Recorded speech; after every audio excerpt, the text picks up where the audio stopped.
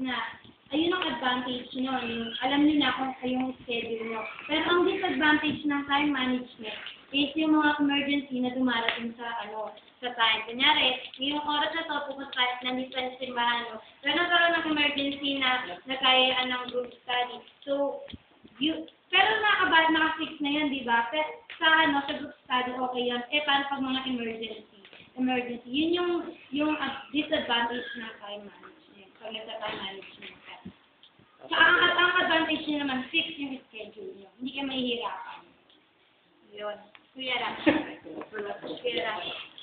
Ano ba? Siguro ito yung sabi nga nila, ito yung daily routine na ginagawa natin. Kumbaga, masisystemize natin yung mga activities na ginagawa natin sa isang araw. Para, kung, ang niya, katulad nga na sila, pag may emergency, doon na lang natin mababago yung oras natin. Kumbaga, pwede natin siyang ma-adjust.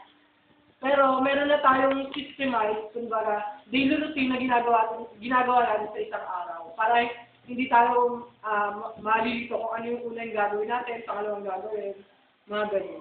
Yun lang. Okay. Importance ng time management. Yung time management, meron tayong time management para ma-avoid yung cramming. Para hindi tayo nagmamadali, tsaka para mabilis matapos yung mga ginagawa natin. Ayun. Pero tama yun, may disadvantage. Kasi, pag meron ng mga activities na biglang dumating, pero, meron tayong mga priorities. Kami na lang mo ito, di ba?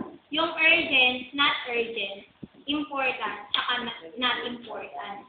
Ayun. Ayun. Di ba familiar naman siguro kayo sa Cartesian plane? Naman. Ano yun? Cartesian plane? Sa algebra? Ano yung ito? Yung quadrant.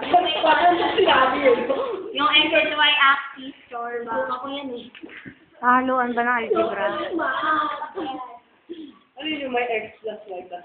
Wag naman ganon. Wag naman.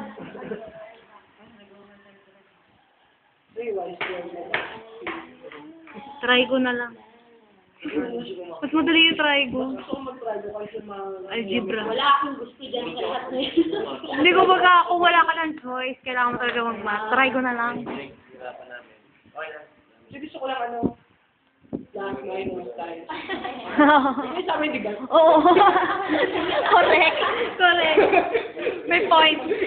Kaya bisita ako sa static division. Let's say static division yan. Nauso-uso pa. At may alam ko mag-book eh. Oo. Hindi ka tulad sa English, kahit marunong ka okay lang. Pagdating sa mato, numbers na ayoko niyan. Okay na tayo yung algebra. Meron lang Ayun, ayoko may decimal point. Okay, decimal. Pwede natin i-represent siya gamit yung partition plane.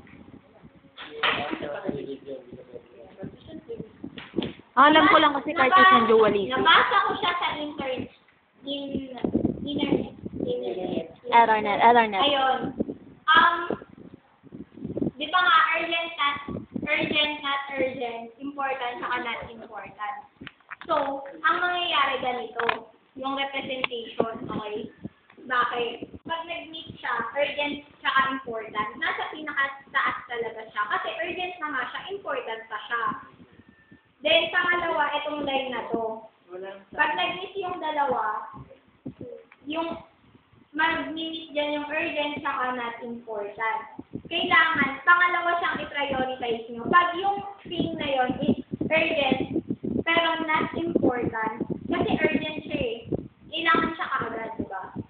Okay? Then, pangalawa tong line na to. Mag-meet dito yung important saka not urgent. Dun sa binigay ko sa inyo kanina, yung gala, wait lang. Ano ba yung nauna? Urgent na important. Yung group study, urgent siya, then important din siya. Kasi required kayo eh. Obliged kayo na mag-group study. Important siya. Urgent din siya kasi kaka-announce lang. Okay? Biglaan. Then, urgent pero not important. Wait lang. Urgent pero not important. Yung gala barkada. Kasi nga, biglaan din yon. Pero hindi naman siya important. Okay. Pangatlo yung important pero not urgent. Eh yun yung important pero not urgent. Yung project nyo. Importante siya. Kasi part yun ng grade nyo. Not urgent kasi ang tagal nang in-announce nun. Diyos ko na nga. Yun pa lang, di ba? 3 months. Then, huli yung not important, not urgent. Dun sa binigay ko sa inyo, ang not important pero not urgent is yung workshop. Kasi wala namang mangyayari kung hindi kayo umattend doon. Hindi naman siya ganun ka-importante. Hindi naman masasagaan yung studies nyo pag hindi kayo umattend doon. Okay? Iyan siya, yung representation. Okay? Ito ba sabi mo kanina yung workshop, hindi ka umattend, pero dapat lang umattend. Kasi, Ang applied ka, yung ano yun, yung group study. Doon kayo ano ko yung workshop, kasi di ba sabi yun ng mama mo? Sabi yun, di ba sabi sa Then, may tanong ako sa inyo. Pag nakakawin ka ba ng iba?